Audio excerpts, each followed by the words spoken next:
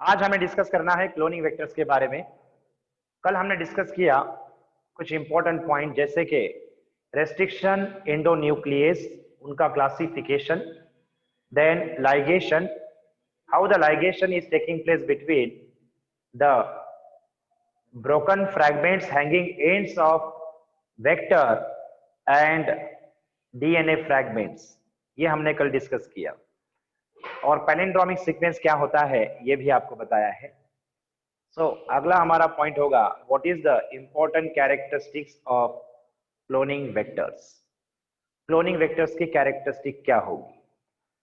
Biotechnology, हम यहां पर एक जीन जो है उस जीन के क्लोन्स बनाएंगे। क्या बनाएंगे? क्लोन्स। और ये जो क्लोन बनाने जा रहे हैं उसके लिए हमें वेक्टर की आवश्यकता होती है। किसके लिए? वेक्टर की। क्योंकि वेक्टर की कुछ इंपॉर्टेंट स्पेशलिटीज होती है, जैसे कि इस वेक्टर में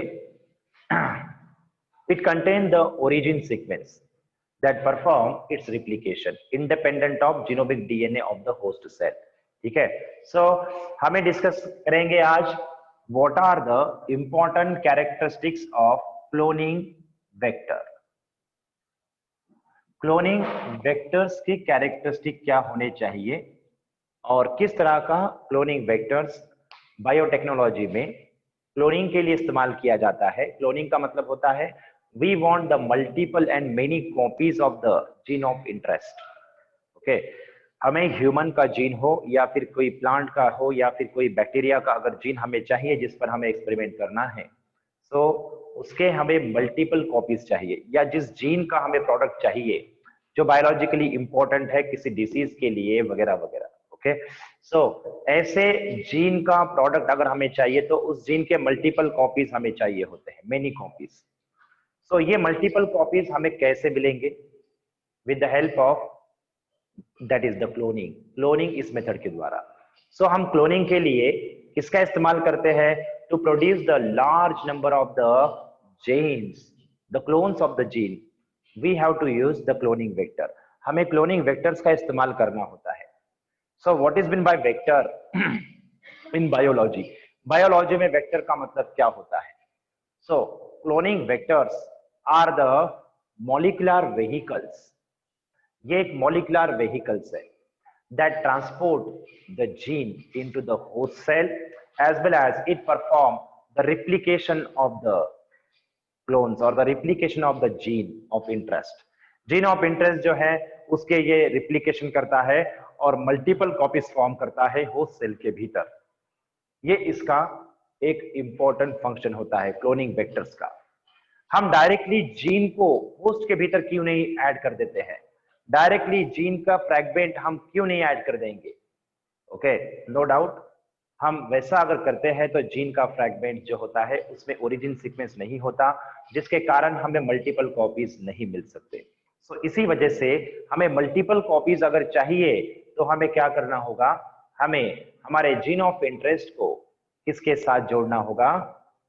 यस, द क्लोनिंग वेक्टर्स के साथ। और तभी जाकर क्लोनिंग वेक्टर्स अपने रिप्लिकेशन के साथ हमारे जीन का भी रिप्लिकेशन करेगा, दैट इज क्लोन्स बनाएगा। Okay, what are the important characteristic of the cloning vector? इसके बारे में देखना होगा क्या होता है। ओके, क्लोनिंग वेक्टर्स, पहला important characteristic, these cloning vectors, different types of cloning vectors can be used in molecular biology, in biotechnological technique, in recombinant DNA technology। different तरह के जो क्लोनिंग वेक्टर्स होते हैं उनका इस्तेमाल किया जा सकता है, जैसे कि lambda bacteriophage vector, plasmid vector, cosmid vector, then plasmid vector. Okay, और साथ ही साथ आर्टिफिशियल वेक्टर। आर्टिफिशियल वेक्टर ये क्या होता है इसके बारे में हमें आगे जानना होगा। Okay, bacterial artificial vector, yeast artificial, that is chromosome, we can say bacterial artificial chromosome, yeast artificial chromosome, mammalian artificial chromosome, ये भी आर्टिफिशियल वेक्टर्स डीएनए के लार्ज फ्रैगमेंट को कैरी करने के लिए इस्तेमाल किए जाते हैं। ओके, हमें डिस्कस करना है simple way the plasmid vector के बारे में। आज हमें PBr 322 इस प्लाज्मिड वेक्टर्स के बारे में डिस्कस करना है। ओके, जिसे बोलिवर एंड रोड्रिगेज इन्होंने बनाया था। Vectors are the manipulated double stranded plasmids. एक तरह का मैनिपुलेटेड डबल स्ट्रैंडेड प्लाज्मिड होता है दैट कंटेन, उसमें क्या होता है, that contain the origin sequence from where the replication of the plasmid is taking place. Then second one is, that is the different marker genes.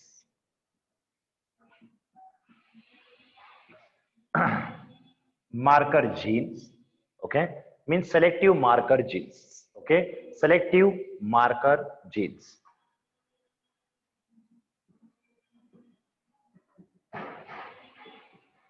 Then third one, that is the insertion site.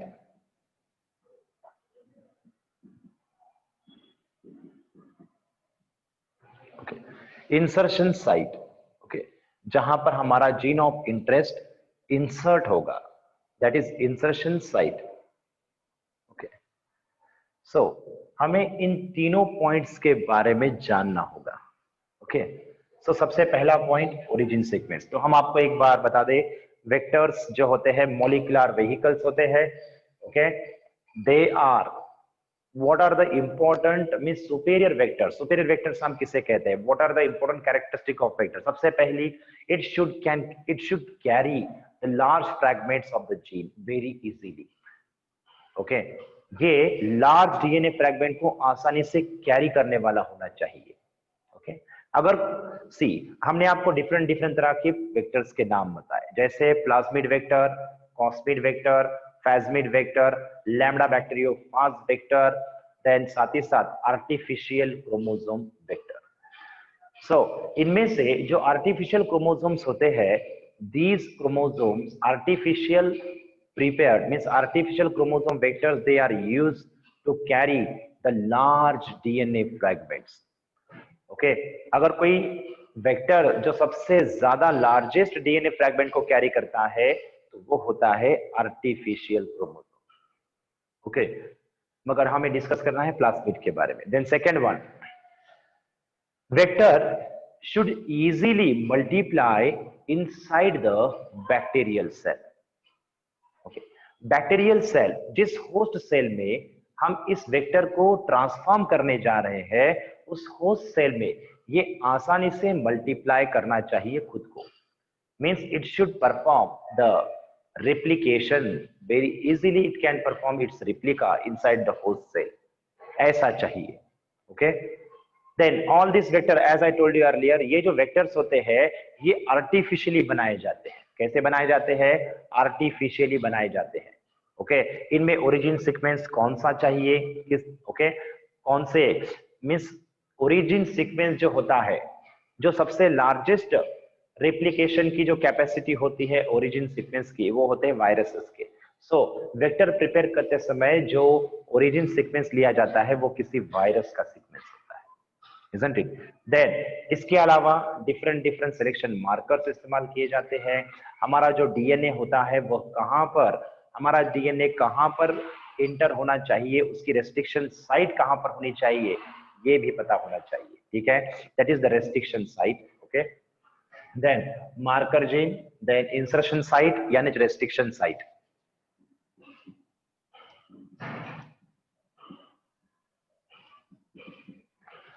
Then third one point, the vector should have multiple copy number, high copy number चाहिए उनका, यानी it should independently perform its own replication inside the host cell so that the multiple copies of the clones, the multiple copies of the gene clones can be obtained। समझ में आया?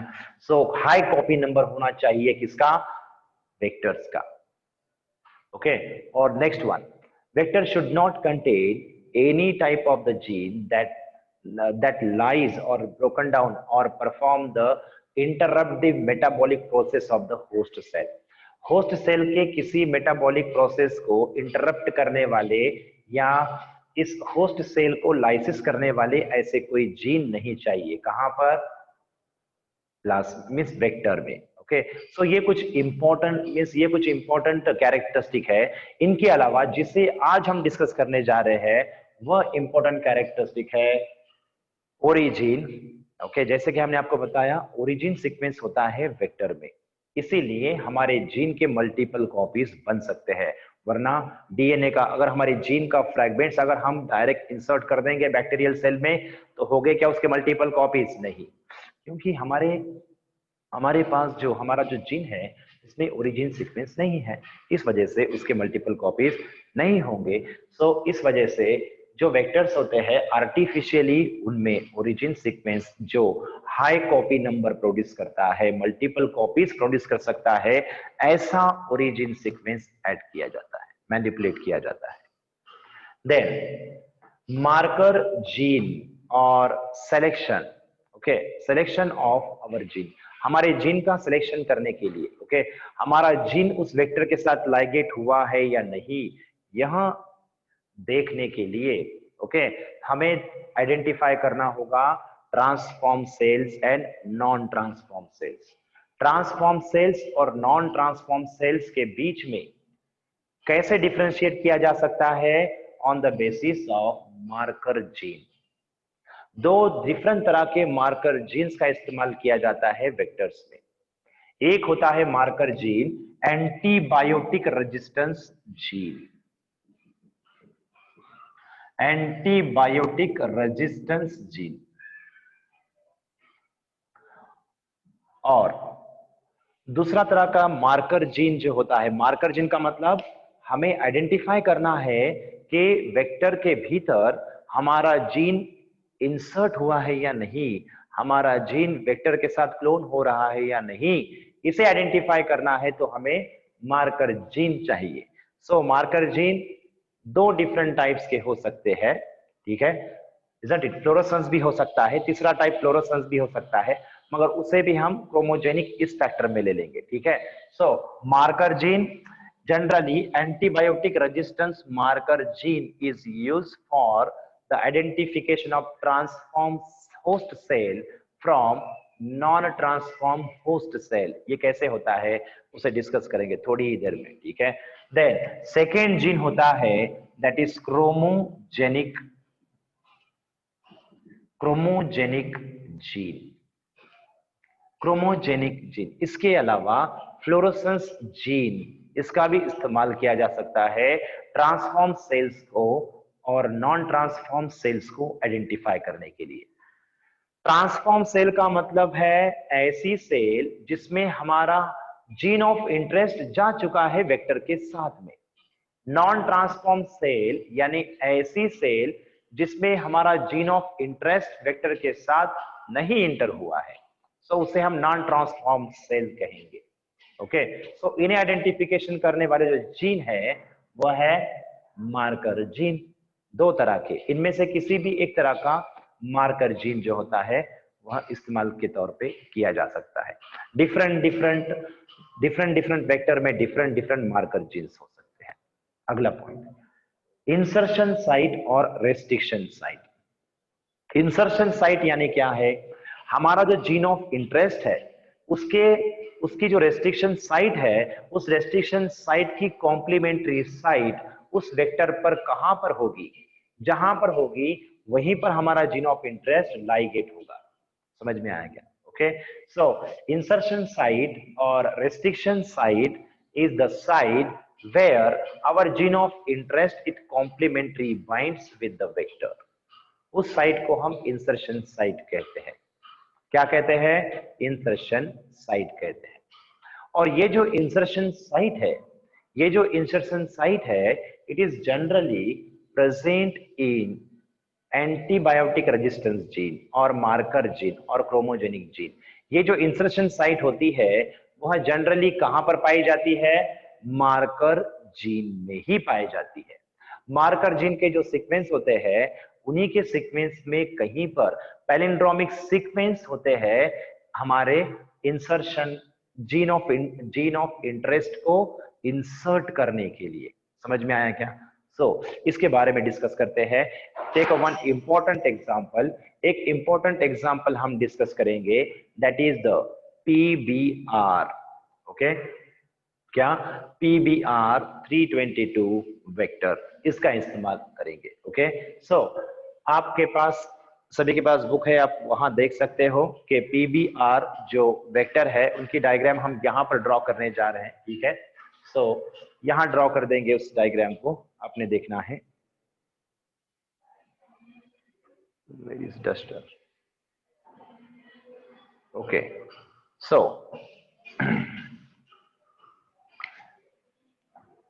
this one is double stranded. Okay, हाँ, तो इन सभी को आपने याद रखना है। ठीक है, हम यहां पर ड्रॉ करेंगे उस फिगर को। So let us draw the figure for PBR 322 plasmid vector. हम डिस्कस करेंगे जो आपके एनसीईआरटी बुक में दिया है, PBR 322 plasmid vector. This P stands for plasmid, B for Bolivar, R for rotary gauge. These are the scientists who constructed, artificially manipulated or constructed this vector. Then 322 ये इसका order number है। ठीक है, सो ये देखिए, यह double stranded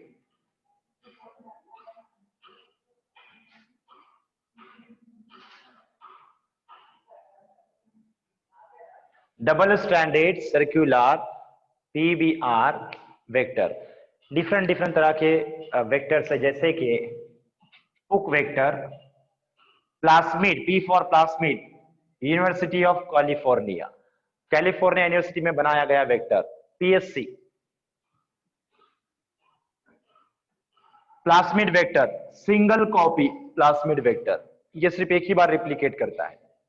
okay, single copy plasmid vector, PSC, पोक, PBR वगैरह वगैरह। सो ऐसे डिफरेंट तरह के क्या है, वेक्टर्स है। ठीक है, सो हम जिसके बारे में डिस्कस कर रहे हैं वह है PBR 322 वेक्टर्स। सो सबसे पहला point, origin sequence. So this is the origin sequence, origin site of this vector.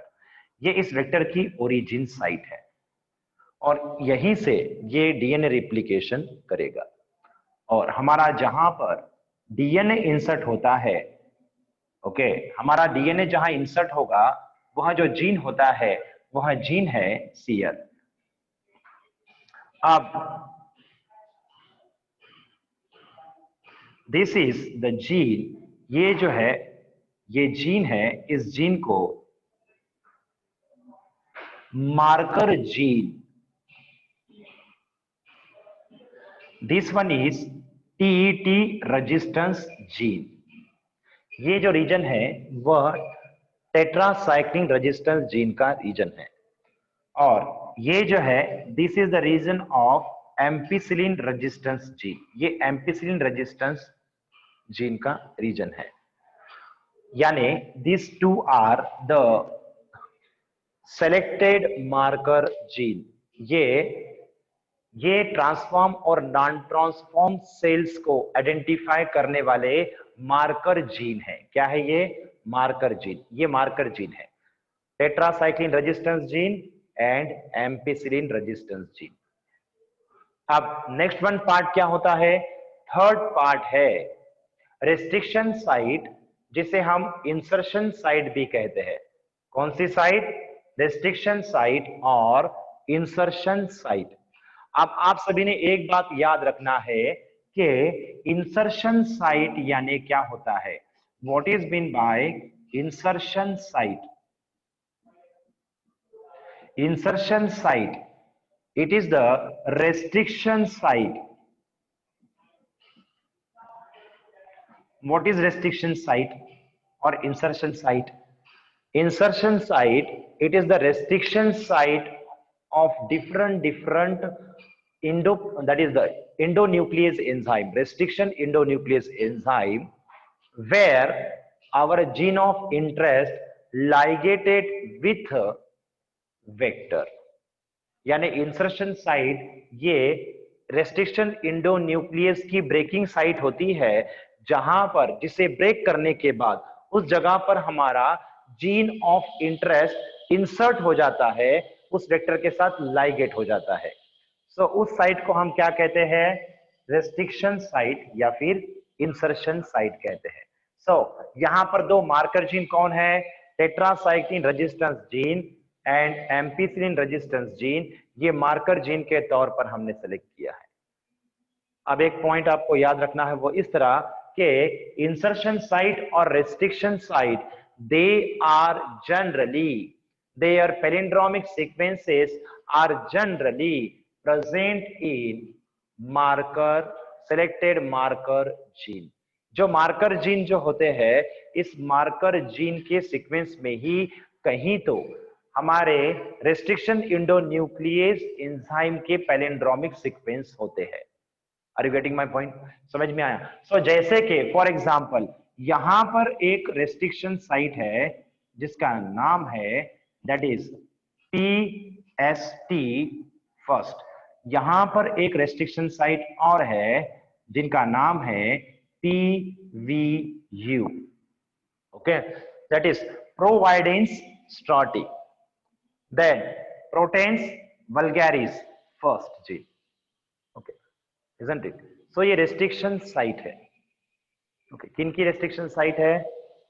ये इस PVU फर्स्ट इस रेस्ट्रिक्शन इंडोन्यूक्लियस की restriction site ampicillin resistance gene में है, यानी इनका पैलिंड्रोमिक सीक्वेंस इस एम्पिसिलिक मींस इस मार्कर जीन के सीक्वेंस में ही है।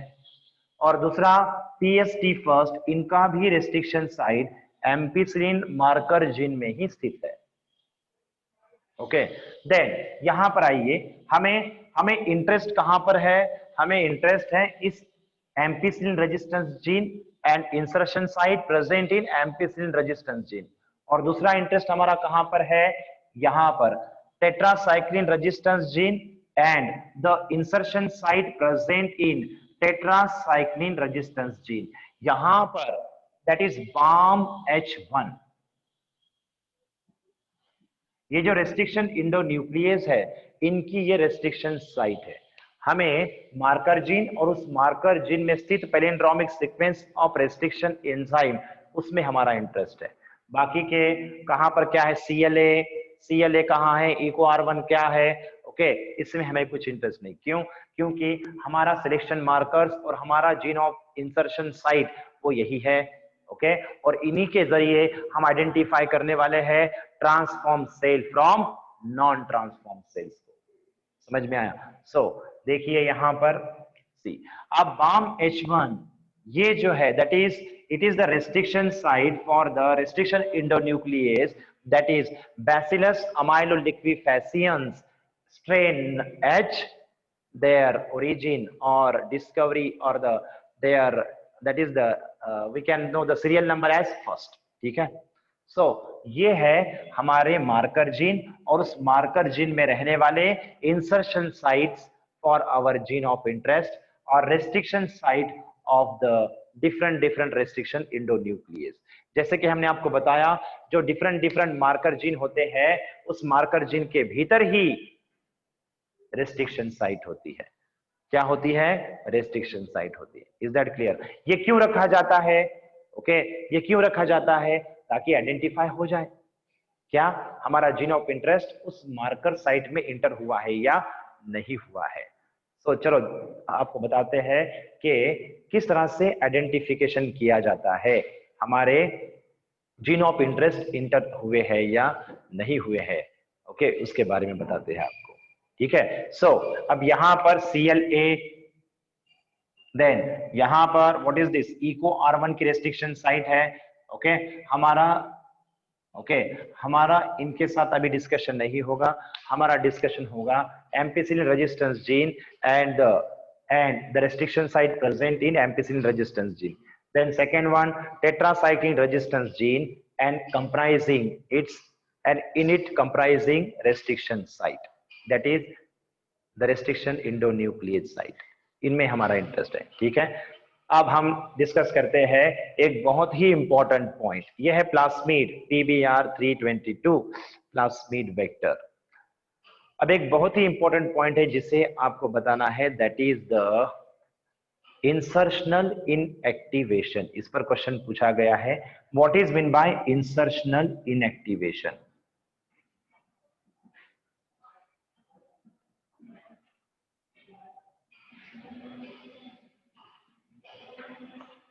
इंसर्शनल इनएक्टिवेशन, ये क्या होता है? सी, अब बच्चों अगर ये सी, हम आपको एक छोटा सा पॉइंट बता दे इसके बारे में। अगर suppose this one is the, ये है वेक्टर का कल्चर, ये है वेक्टर, ओके, इसमें वेक्टर है हमारे कई सारे, ठीक है, ये वेक्टर PBR 322 वेक्टर्स का कल्चर है, ठीक है। अब इसे हमने इस कल्चर को अगर हमने न्यूट्रिएंट आगार में क्या किया है, न्यूट्रिएंट आगार में ग्रो किया है, इस न्यूट्रिएंट आगार में एम्पिसिलिन है, क्या है, एम्पिसिलिन एंटीबायोटिक है। इस न्यूट्रिएंट मीडियम में, इस न्यूट्रिएंट आगार में टेट्रासाइक्लिन है, क्या है, टेट्रासाइक्लिन है, ओके, टेट्रासाइक्लिन है। और तीसरा जो सेट है, इस न्यूट्रिएंट आगार में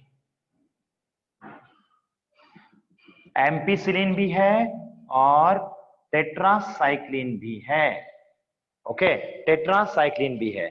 हमने हमारे वेक्टर को हमने हमारे वेक्टर को क्या किया, इस होस्ट सेल, यह है इस्चेरिशिया कोलाई होस्ट सेल, ये कौन सी सेल है, इस्चेरिशिया कोलाई, ओके, ये इस्चेरिशिया कोलाई का कल्चर है, इस्चेरिशिया कोलाई, ओके, नॉर्मल इस्चेरिशिया कोलाई, जिसमें एंटीबायोटिक रेजिस्टेंस जीन है क्या, नहीं है, ठीक है। सो इस इस्चेरिशिया कोलाई को हमने, इस कल्चर को, थोड़ा सा कल्चर हमने यहां पर स्प्रेड किया a culture medium, a nutrient agar में, और थोड़ा सा यहाँ का solution, we can say the culture, उसे हमने बी पेट्री डिश में स्प्रेड किया, और थोड़ा सा जो बचा हुआ कल्चर है उसे हमने सी में स्प्रेड किया, ओके। तो इनमें से किस पेट्री डिश में इस्चेरिशिया कोलाई की ग्रोथ हो सकती है, या किसी में भी नहीं हो सकती? हमने नॉर्मल इस्चेरिशिया कोलाई को ABC पेट्री डिश में, ओके, इनमें एम्पिसिलिन, इसमें एम्पिसिलिन है एंटीबायोटिक, इसमें टेट्रासाइक्लिन एंटीबायोटिक है, और यहां पर एम्पिसिलिन एंड टेट्रासाइक्लिन है, और इसमें कोई भी एंटीबायोटिक रेजिस्टेंस जीन नहीं है। तो ये इस्चेरिशिया कोलाई का कल्चर ABC में से किस पेट्री डिश में ग्रो हो सकता है? हाँ बताइए आंसर, एनीबॉडी? हाँ, इनमें से किसी में भी ग्रो नहीं होगा, इनमें से किसी में भी ग्रो नहीं होगा। Getting my point? समझ में आया क्या? ओके, अब सेकेंड कंडीशन सी, अब हमने क्या किया, ये जो हमारा प्लास्मिड है PBR 322, ओके, उसे हमने यहां पर अब क्या किया, ट्रांसफॉर्मेशन किया, ओके, इस PBR को इसमें ट्रांसफॉर्म किया, ठीक है।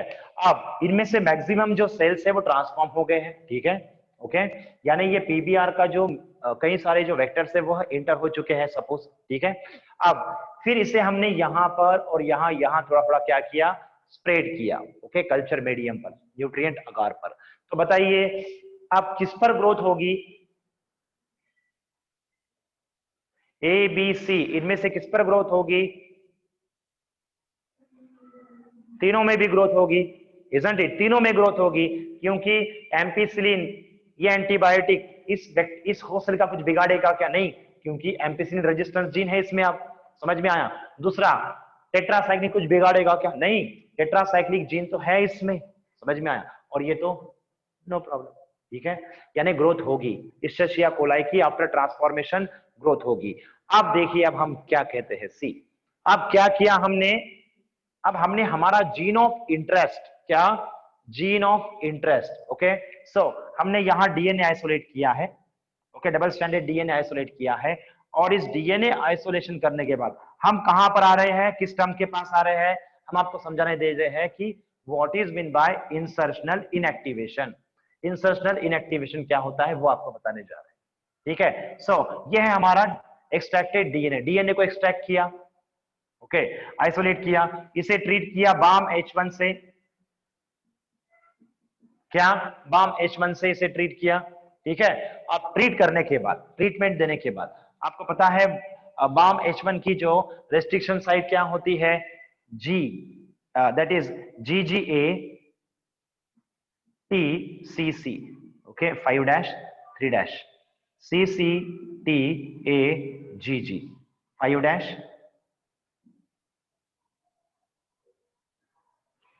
3 dash, ठीक है। सो रेस्ट्रिक्शन साइट ये है, ओके। अगला पॉइंट, अब यहां से ब्रेक होगा, नो प्रॉब्लम, ठीक है। अब जिस रेस्ट्रिक्शन इंडोन्यूक्लियस से इस डीएनए को हमने ब्रेक किया है, इसके फ्रैगमेंट्स हुए हैं स्टैगर्ड एंड, कौन से and, okay, sticky ends form हुए, ठीक है। अब याद रखो, ठीक है। अब इस प्लास्मिड को भी हमने बाम H1 से ट्रीट किया, बाम H1 से, यानी यहां पर के फ्रैगमेंट्स, ओके, यहां पर के जो एंड्स होंगे इस टेट्रासाइक्लिन में के जो एंड्स होंगे वह एंड इस एंड के कॉम्प्लीमेंट्री होंगे डीएनए के हमारे, ठीक है। और फिर हमारा डीएनए यहां पर बाइंड हुआ है सपोज, ठीक है, हमारा जीन ऑफ इंटरेस्ट यहां पर बाइंड हुआ है, ठीक है। अब क्या याद रखना है, अब थर्ड कंडीशन देखिए, पहली कंडीशन हमने आपको बताई नॉर्मल इकोलाई नहीं ग्रोथ होते हैं, देन दूसरी कंडीशन बताई intact plasmid vector without using restriction endonuclease, उसे हमने ट्रांसफॉर्म किया होस्ट सेल में और सभी तरफ ग्रोथ नजर आई, ठीक है। अब तीसरा पॉइंट देखिए सी, बहुत ही इंपॉर्टेंट। अब तीसरे पॉइंट में हमने क्या किया, हमारा जीन ऑफ इंटरेस्ट उसे बाम H1 से हमने रेस्ट्रिक्शन इंडोन्यूक्लियस उसकी ब्रेकिंग की, सीजरिंग की, सीजर मींस इसे मॉलिक्यूलर सीजर भी कहते हैं, रेस्ट्रिक्शन इंडोन्यूक्लियस को दूसरा नाम क्या है, मॉलिक्यूलर सीजर्स, ओके। देन फिर ब्रेक करने के बाद हमारा जो PBR322 वेक्टर्स है इसे भी हमने बाम H1 से क्लीव किया, ठीक है। तो इसके क्लीव साइट्स और हमारे डीएनए के फ्रैगमेंट्स के क्लीव साइट्स एक दूसरे के कॉम्प्लीमेंट्री है। फिर इनका लाइगेशन करवाया हमने, क्या करवाया, इनका लाइगेशन, ठीक है, प्लस वेक्टर, इनका लाइगेशन किया। लाइगेशन करने के बाद हमें ऐसे वेक्टर्स नजर आए, इसे हम रिकॉम्बिनेंट डीएनए कहते हैं।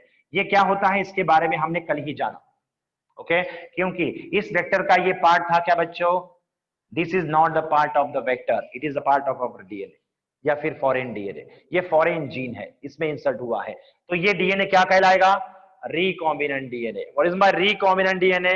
The foreign DNA inserted into the intact DNA. That is the recombinant DNA.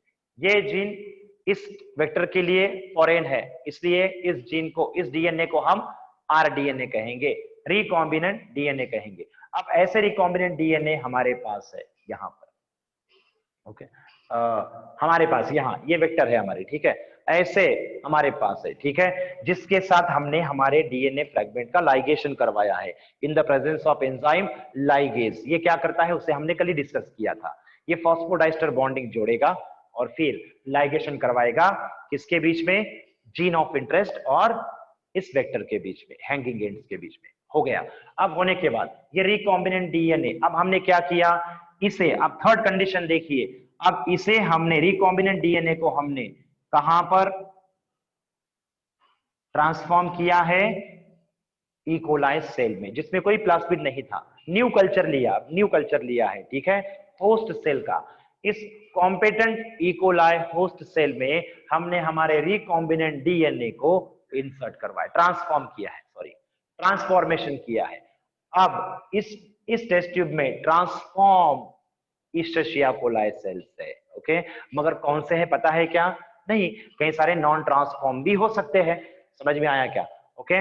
Millions of E coli cell है, मगर उनमें से कुछ चुनिंदा सेल्स होंगे जिसमें वेक्टर इंटर कर सकता है, ट्रांसफॉर्मेशन, और कई सारे ऐसे सेल्स होंगे जो नॉन ट्रांसफॉर्म होंगे जिनमें रिकॉम्बिनेंट डीएनए इंटर नहीं हुआ होगा। सो हमें इस कल्चर में कौन से ट्रांसफॉर्म होस्ट सेल है और कौन से नहीं है उसे आइडेंटिफाई करना है, तो कैसे करेंगे, अब इसे फिर स्प्रेड किया ampicillin resistance sorry antibiotic containing petri dish में, देन थोड़ा सा कहां पर, टेट्रासाइक्लिन, कहां पर, tetracycline resistance gene, sorry tetrabiotic antibiotic containing कहां पर, पेट्री डिश अगर न्यूट्रिएंट अगार मीडियम में, और तीसरा कल्चर यहां पर किया, ठीक है, ओके। तो बच्चों अब हमें बताइए कि ए में एम्पिसिलिन रेजिस्टेंस में जिनकी ग्रोथ होगी, ए पेट्री डिश में जिनकी ग्रोथ होगी वह ट्रांसफॉर्म सेल होंगे या नॉन ट्रांसफॉर्म होंगे? नॉन ट्रांसफॉर्म इनमें से कहीं पर ग्रोथ होगी क्या? नॉन ट्रांसफॉर्म इनमें से कहीं पर ग्रोथ होगी क्या? यस और नो? नॉन ट्रांसफॉर्म की इनमें से कहीं पर ग्रोथ होगी क्या? यस और नो? नहीं होगी। नॉन ट्रांसफॉर्म तो वैसे ही चले जाएंगे बेचारे। अब ट्रांसफॉर्म सेल्स कहां पर ग्रोथ होंगे?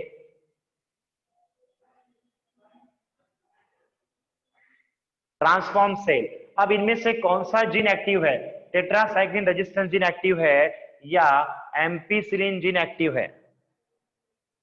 आपको क्या लगता है कौन सा जीन अपने आप को एक्सप्रेस करेगा? कौन सा जीन अपने आप को एक्सप्रेस करेगा? टेट्रासाइक्लिन मींस ये एम्पीसिलिन रेजिस्टेंस जीन, ओके, ये एम्पीसिलिन एंटीबायोटिक को रजिस्ट करेगा या tetracycline resistance gene tetracycline antibiotic को रजिस्ट कर सकता है क्या?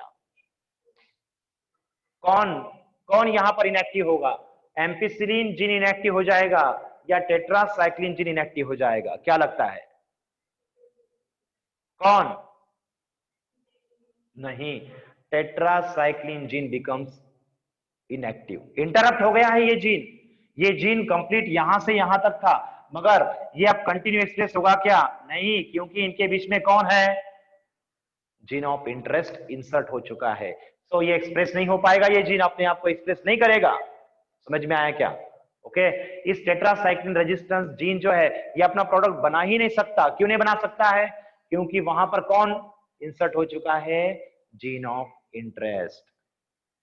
Okay. So what is meant by insertional inactivation? The inactivation of marker gene due to the insertion of gene of interest is known as insertional inactivation. Insertional inactivation of the marker gene, इसी को हम क्या कहते हैं? इसी को हम कहते हैं insertional inactivation of the marker gene. Getting my point? समझ में आया? सो इंसर्शनल इनएक्टिवेशन इसे कहते हैं। What is mean by insertional inactivation? The marker gene becomes inactive due to the entry of or insertion of gene of interest. It is the insertional inactivation of marker gene.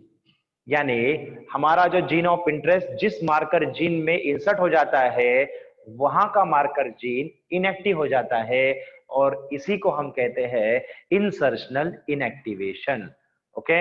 और जहां पर tetracycline है, okay, यहां पर tetracycline है, यहां पर हमारा जीन ऑफ इंटरेस्ट काम करेगा क्या? सॉरी, यहां पर टेट्रासाइक्लिन रेजिस्टेंस जीन काम करेगा क्या? नहीं करेगा। तो यहां ग्रोथ होगी क्या? नहीं होगी, क्योंकि टेट्रासाइक्लिन यहां पर रजिस्ट नहीं करेगा। यहां पर होगी क्या? यहां पर एम्पीसिलिन भी है और टेट्रासाइक्लिन भी है क्या? दोनों भी है। ठीक है। फिर यहां पर टेट्रासाइक्लिन की वजह से यहां पर भी ग्रोथ नहीं हो पाएगी। ओके। अब यहां पर एम्पीसिलिन, कौन है? एम्पीसिलिन। एम्पीसिलिन तो यहां पर एक्टिव है। ठीक है। एम्पीसिलिन जीन तो यहाँ एक्टिव है, ये अपने आप को एक्सप्रेस करेगा और फिर यहाँ पर हमें नजर आएगा किसकी ग्रोथ? यस। तो यहाँ पर ट्रांसफॉर्म सेल ही ग्रोथ होंगे। क्यों होंगे? क्यों होंगे? क्योंकि नॉन ट्रांसफॉर्म सेल तो इस तरह के सेल में, इस तरह के मीडियम में तो ग्रोथ होने से नहीं रहे। Are you getting my point? Okay. अब ऐसे भी हो सकता है बच्चों, isn't it? अब कैसे हो सकता है? अब ऐसे भी हो सकता है कि कोई कोई ऐसी भी होस्ट सेल हो सकती है, ध्यान दो, कोई कोई ऐसी भी होस्ट सेल हो सकती है जिनमें जिनमें विदाउट विदाउट हमारा जीन ऑफ इंटरेस्ट, विदाउट हमारा gene of interest antibiotic tetracycline antibiotic resistance, साथ ही साथ एम्पीसिलिन एंटीबायोटिक रेजिस्टेंस जीन वाला वेक्टर भी जा सकता है ना? समझ में आया? किसी किसी में इस तरह का भी जीन जा सकता है। यस और नो? समझ में आया क्या? ओके। किसी किसी में क्या हो सकता है? क्या होगा? कोई कोई ऐसी भी होस्ट सेल होगी जिनमें without insertion of our gene of interest, okay, यानी कोई कोई वेक्टर जिसे हमने बाम H1 से ब्रेक किया था वह एक दूसरे के कॉम्प्लीमेंट्री होने की वजह से, हैंगिंग एंड्स होने की वजह से बाइंड हो गए हैं और फिर से रीसर्कुलराइज हो गए हैं। ऐसे भी हो सकता है, यानी फिर से टेट्रासाइक्लिन और एम्पिसिलिन दोनों भी जिन एक्टिव होंगे, ऐसे भी कुछ वेक्टर इस होस्ट सेल में गए होंगे। That is the probability. तीन तरह के होस्ट सेल हो सकते हैं, तीन तरह के, without entry of rDNA and plasmid vector. दूसरी host cell, the entry of recombinant DNA into the host cell. तीसरी टाइप की host cell, the entry of only the plasmid vector DNA. क्योंकि यहां पर नहीं, ऐसा भी नहीं हो सकता, मींस बहुत कम चांसेस होते हैं कि हमारा जीन ऑफ इंटरेस्ट वेक्टर के साथ जुड़ जाए, समझ में आया, और बहुत ज्यादा चांसेस ये हो सकते हैं कि वेक्टर को जुड़ जाए और रिसर्कुलराइज हो जाए। समझ में आया क्या? सो इन तीन तरह के होस्ट मिलेंगे, उसमें से डायरेक्टली नॉन ट्रांसफॉर्म तो यहाँ पर कोई भी ग्रोथ नहीं होगा। जिनमें किसी भी तरह का प्लास्मिड वेक्टर नहीं गया है वो तो ग्रोथ नहीं होगा, मगर जिनमें डीएनए इंटरेस्ट वाला, रिकॉम्बिनेंट डीएनए वाला प्लास्मिड वेक्टर गया है वो यहाँ पर सिर्फ ग्रोथ होगा, बाकी जगह होगा क्या? नहीं। मगर जिनमें दोनों के दोनों जो एक्टिव जीन है, मार्कर जीन है, ऐसे होस्ट सेल में अगर चला जाए तो उसे कैसे आइडेंटिफाई करेंगे? उसकी ग्रोथ यहां पर होगी, सी में होगी, ओके, सी में होगी। सी में अगर ग्रोथ होती है इसका मतलब क्या है? ये जो होस्ट सेल है जो सी में ग्रोथ हुई है वह विदाउट जीन ऑफ इंटरेस्ट के है। समझ में आया? इसी वजह से तो ये जीन एक्टिव है, समझ में आया, वरना होता क्या? नहीं होता। इंसर्शन इलेक्ट्रेशन होता क्या? नहीं होता। इसकी वजह से हम आइडेंटिफाई कर रहे हैं transform cell from non transform cell. Okay, so transform cell कहां नजर आ रही है? एम्पिसिलिन में। अब एम्पिसिलिन में भी कैसे नजर आएगी? एम्पिसिलिन में तो ये भी नजर आएगा ना, ओके, एम्पिसिलिन में तो जो वेक्टर इंटैक्ट है, विदाउट इंसर्शन है, ऐसी भी होस्ट सेल यहां नजर आएगी, यस और नो? नजर आएगी ना? फिर उसे कैसे आइडेंटिफाई करेंगे? सपोज अब कैसे आइडेंटिफाई करना है, देखो यहां पर ऐसे 4 कॉलोनी मिले हैं। कितने मिले हैं? 4 कॉलोनी। इसके नंबर दे दो 1 2 3 4, ओके। अब यहां पर प्रोबेबिलिटी ऐसी है कि ये रिकॉम्बिनेंट डीएनए ट्रांसफॉर्म किए गए होस्ट सेल हो सकते हैं, या फिर both TET as well as ampicillin resistance gene, दोनों के दोनों भी जिसमें हो सकते हैं, ऐसे भी वेक्टर हो सकते हैं। तो कैसे आइडेंटिफाई करेंगे? चलो तो हम क्या करते हैं, ओके, तो हम क्या करते हैं, सी, अब हम 4 क्या करेंगे? रिप्लिका बनाएंगे। ओके, इस फर्स्ट को हम, ओके, ये फर्स्ट रिप्लिका 1 2 3 4, यहां पर 4 कॉपीज बनाए हैं। यहां भी सेकेंड रिप्लिका नहीं कहेंगे बल्कि 4 यहां पर सारे कितने कॉलेजेस है? 4 ज्यादा हो जाएगा, ठीक है, हम सिर्फ 2 ही लेते हैं, ठीक है, हमें सिर्फ 2 ही यहां पर कॉलेजेस मिले हैं सपोज, आपको समझाने के लिए, ठीक है। अब इनमें से हमें आइडेंटिफाई करना है, ओके, इनमें से हमें आइडेंटिफाई करना है। हमने यहां का क्यों नहीं लिया पता है ना? हमने यहां की कॉलोनीज क्यों नहीं सिलेक्ट किए? हमने यहाँ के सेल्स क्यों नहीं सिलेक्ट किए? क्योंकि यहाँ पर वही होस्ट सेल ग्रो हो सकती है जिसमें हमारा इंटैक्ट प्लास्मिड वेक्टर होगा। समझ में आया क्या? ओके, हमने ये क्यों सिलेक्ट किया? क्योंकि यहाँ पर इंटैक्ट प्लास्मिड वाली भी होस्ट सेल हो सकती है या फिर रिकॉम्बिनेंट डीएनए वाली भी होस्ट सेल हो सकती है, उसे आइडेंटिफाई करना है, ठीक है। फिर आप क्या करेंगे? फिर आप इसे हम, ओके, यहाँ पर क्या है? It is ampicillin resistance, okay, क्या है? एम्पिसिलिन रेजिस्टेंस, और ये है, सॉरी, एम्पिसिलिन एंटीबायोटिक यहाँ ऐड किया हुआ है और यहाँ टेट्रासाइक्लिन ऐड किया हुआ है। क्या? टेट्रासाइक्लिन, ठीक है। सो इस 1 को हम क्या करेंगे? यहां भी ऐड करेंगे और यहां भी स्प्रेड करेंगे, ठीक है, स्प्रेड किया, ओके। अगर सपोज ये होस्ट सेल, अगर यहाँ के कॉलोनीज के जो होस्ट सेल है वह अगर इंटैक्ट प्लास्मिड के होते हैं, किसके? इंटैक्ट प्लास्मिड के, तो वो एम्पिसिलिन में ग्रो होंगे या टेट्रासाइक्लिन में? कहां पर? फर्स्ट में या सेकेंड में या दोनों में? दोनों में ग्रोथ होंगी, ठीक है, ओके, वेरी गुड, समझ में आया। देन सपोज यहां पर हमारा रिकॉम्बिनेंट डीएनए है। इस सेकंड में कौन है? सेकंड में कौन है? रिकॉम्बिनेंट डीएनए है। अब नए पेट्री डिश लिए है, इनमें एम्पिसिलिन है यहां, और यहां टेट्रासाइक्लिन, सॉरी, यहां पर एम्पिसिलिन एंटीबायोटिक ऐड किया है इस न्यूट्रिएंट मीडियम में, और यहां पर टेट्रासाइक्लिन एंटीबायोटिक ऐड किया है। ठीक है, चलो इस सेकेंड को ट्रांसफर करो यहां और यहां। इनकी ग्रोथ सिर्फ एम्पिसिलिन में हो रही है, टेट्रासाइक्लिन में नहीं हो रही है। इसका मतलब क्या है? इसका मतलब क्या है? इसका मतलब ये है, जो 2 नंबर की जो कॉलोनी हमने जैसे 2 नंबर दिया है, इसमें ट्रांसफॉर्म होस्ट सेल है, ट्रांसफॉर्म होस्ट सेल है due to insertional inactivation. 1 minute, वो, हाँ, ड्यू टू इंसर्शनल इनएक्टिवेशन। यहां पर जो है सी टेट्रासाइक्लिन रेजिस्टेंस जीन में यहां पर टीईटी इनएक्टिव है। क्या? टीईटी, यहां पर टेट्रासाइक्लिन एंटीबायोटिक जो है वहां पर इसकी ग्रोथ हुई है क्या? नहीं हुई है। हुई है क्या? नहीं हुई है। अगर यहां भी ग्रोथ होती और यहां भी ग्रोथ होती तो इसमें भी कौन होता? इंटैक्ट प्लास्मिड होता। ओके, मगर ग्रोथ कहां हो रही है? सिर्फ एम्पिसिलिन में हो रही है। ये इंसर्शनल इनएक्टिवेशन की वजह से हम नॉन ट्रांसफॉर्म सेल्स और ट्रांसफॉर्म सेल को आइडेंटिफाई कर सकते हैं, और हमारा जीन ऑफ इंटरेस्ट जिसमें है उस सेल को लेकर उसके और मिलियंस ऑफ कॉपीज बना सकते हैं। Getting my point? तो इस तरह से this transform cells, this marker gene, this antibiotic resistance gene marker gene is useful in the identification of non-transformed cells from transformed cells or transformed cells from non-transformed cell. Is that clear? Hope you understand this point. So अब ये था antibiotic resistance gene के gene वाला marker gene. अब हमने आपको second type बताया है, कौन सा? That is chromogenic marker gene के बारे में। क्रोमोजेनिक मार्कर जीन के बारे में ये क्या होता है, इसे भी हम आपको एक्सप्लेन कर दे। ठीक है, ओके, 5 मिनट में हम एक्सप्लेन करेंगे, थोड़ी देर। Okay, earlier we have studied about the antibiotic marker gene. On the basis of insertional inactivation we can identify the transformed cells from non-transformed host cell, ठीक है, that contain our gene of interest. Then अभी हम discuss करेंगे एक छोटा सा point, that is the how does the chromogenic marker can perform its role in the identification of the non-transformed cell from transformed cells, या फिर transformed cell from non-transformed cell कैसे होता है, इसे डिस्कस करते हैं।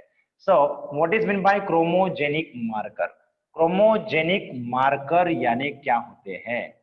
ऐसे मार्कर जिनमें एक we can identify the transform and non-transform cells on the basis of their color colonies. Blue color, for example, blue color colony are the non-transform cells, and white colonies of bacterial cell, that indicate the recombinant forms of the cells, or the we can say the transform host cell.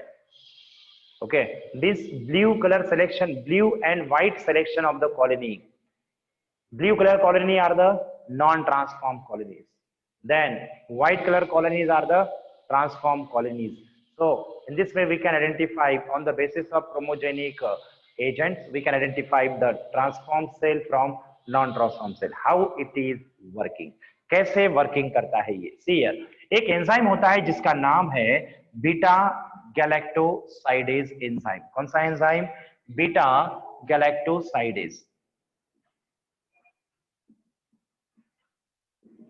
and this enzyme is produced by the gene. Okay, suppose ये vector है, इस vector में lac Z gene है। कौन सा gene है? this one is the lac z gene. This lac z gene, it produces the enzyme beta galactosidase enzyme. कौन सा एंजाइम? Beta galactosidase enzyme. ये क्या करता है? दिस बीटा गैलेक्टोसाइडेज एंजाइम ये क्या करता है? It separate the galactose, it separate galactose from X-gal. X-gal क्या है? X-gal जो है ये एक ऐसा ऑर्गेनिक मॉलिक्यूल है It is the organic molecule whose scientific name is 5-bromo 4-chloro 3-indolene beta galacto. Okay, that is beta, that is pyrogalactase, galactoside, beta pyrogalactoside. Okay, so इनकी जो इंडोल रिंग है, इस इंडोल रिंग के साथ galactose sugar bind है। कौन सी sugar bind है? Galactose sugar, जिसकी वजह से ये कलरलेस हो जाता है। कैसा? कलरलेस। जब हम इस इंडोल ग्रुप से जब हम इस गैलेक्टोसाइड को ब्रेक कर देते हैं, इंडोलिन, इंडोल मींस ब्लू कलर, तब this component it gives the blue coloured appearance. कौन सा? Blue coloured appearance, blue colour दिखाता है वो। ओके, न्यूट्रिएंट मीडियम में कौन सा कलर दिखाएगा? ब्लू कलर दिखाएगा। ये कब होगा? जब लैक्जेड जीन एक्सप्रेस होगा। लैक्जेड जीन कब एक्सप्रेस होगा? वो क्या करेगा? वो बीटा गैलेक्टोसाइडेज एंजाइम बनाएगा। ये एंजाइम क्या करेगा? This enzyme separate galactose from X. X means 5-bromo 4-chloro 3-indole, and indole produces which type of color? Indole, नीला कलर। ओके, सो जो नीला कलर है ये expression of lacZ gene indicate करता है। क्या? Expression of lacZ gene. Okay, अब suppose इस लैक्जेड जीन पर यहां पर अगर बाम H1 अगर होगा, क्या होगा? बाम H1 होगा। क्या होगा? बाम H1 होगा। उससे हमने ब्रेक किया, हमारे जीन ऑफ इंटरेस्ट को भी ब्रेक किया, ठीक है, और दोनों का लाइगेशन करवाया। क्या करवाया? लाइगेशन करवाया। क्या करवाया? लाइगेशन। सी, सो यहां पर है, ओके, लाइगेशन करवाया है, ठीक है। यहां पर जो है इस सॉल्यूशन में restricted digested vector plus our gene of interest fragment, और दोनों को एक ही एंजाइम से इन लैक्जेड जीन में जो बाम H1 की साइट है, सपोज कंसीडर कीजिए, उसी से हमने हमारे डीएनए को भी ब्रेक किया है और इस वेक्टर को भी ब्रेक किया है, और इन दोनों के एंड कैसे है? कॉम्प्लीमेंट्री है। तो ये हम क्या करेंगे? इनका हमने बनाया, क्या बनाया? इनका लाइगेशन किया। क्या किया? लाइगेशन किया। वो मिक्सचर यहां पर है। अब ऐसा तो नहीं कि जितने भी वेक्टर होंगे उन सभी के साथ ये जुड़ जाएगा। पॉसिबल है क्या? नहीं। ओके, पॉसिबल है क्या? नहीं। बहुत सारे वेक्टर ऐसे हैं जो इस हमारे जीन ऑफ इंटरेस्ट के साथ लाइगेट नहीं होंगे और वैसे के वैसे इंटैक्ट रिसर्कुलराइज हो जाएंगे। तो यहां पर recombinant DNA plus vector, intact vector दोनों प्रेजेंट है, ठीक है, दोनों प्रेजेंट है। अब हमने क्या किया?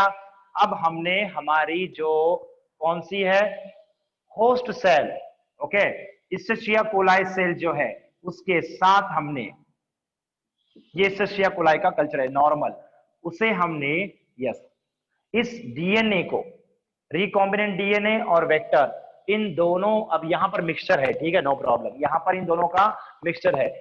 अब हमने हमारे होस्ट में इन डीएनए को क्या किया? ट्रांसफॉर्म किया। ट्रांसफॉर्म करने के बाद अब हमें बताओ, जहां पर हमारा जीन ऑफ इंटरेस्ट लैक्जेड के बीच में अगर जुड़ जाएगा तो लैक्जेड जीन एक्सप्रेस होगा क्या? लैक्जेड जीन एक्सप्रेस होगा क्या? नहीं। लैक्जेड जीन एक्सप्रेस नहीं होगा तो क्या नहीं बनेगा? बीटा गैलेक्टोसाइडेज नहीं बनेगा, और बीटा गैलेक्टोसाइडेज अगर नहीं बनेगा तो इस न्यूट्रिएंट मीडियम में एक्सगाल, कौन सा organic chemical? X gal, 5-bromo 4-chloro 3-indole beta para, what is that? Beta pyrogalactoside. ये केमिकल इस न्यूट्रिएंट मीडियम में प्रेजेंट है, ठीक है। ओके, अगर यहां पर ये जीन एक्सप्रेस होगा तब यहां पर जो कॉलोनीज आएंगे वो ब्लू कलर के होंगे, और वो कॉलोनीज किस तरह के होंगे? Non transform. कैसे? Non transform. अगर हमारा जीन ऑफ इंटरेस्ट लैक्जेड के बीच में लाइगेट हो जाएगा, जहां पर रेस्ट्रिक्शन साइट थी, इंसर्शन साइट थी, उस जगह पर अगर हमारा जीन ऑफ इंटरेस्ट लाइगेट हो जाता है, तब लैक्जेड is not able to express its gene, it is not able to produce its enzyme, then this enzyme is not able to separate the galactose from 5-bromo-4-chloro-3-indolyl. Therefore, the colony will be white. Okay यानी transform colony white रहेंगे और non transform colonies blue colour के होंगे. So selection of white and blue colony is easy to identify the transform cell from non transform cell. Yes और no? तो इस तरह से बच्चों क्रोमोजेनिक एजेंट जो है उसका भी इस्तेमाल ट्रांसफॉर्म और नॉन ट्रांसफॉर्म सेल को आइडेंटिफिकेशन के लिए किया जाता है. तो ये था आज का टॉपिक, दैट इज द, यहां पर भी कौन सा प्रिंसिपल काम करता है? Insertional inactivation. दोनों में भी मार्कर जीन में, ओके, रेजिस्टेंस मार्कर जीन और क्रोमोजेनिक मार्कर जीन दोनों में भी इंसर्शनल इनएक्टिवेशन फिनोमेना की वजह से ही हम आइडेंटिफिकेशन करते हैं. So this is all about the cloning vectors.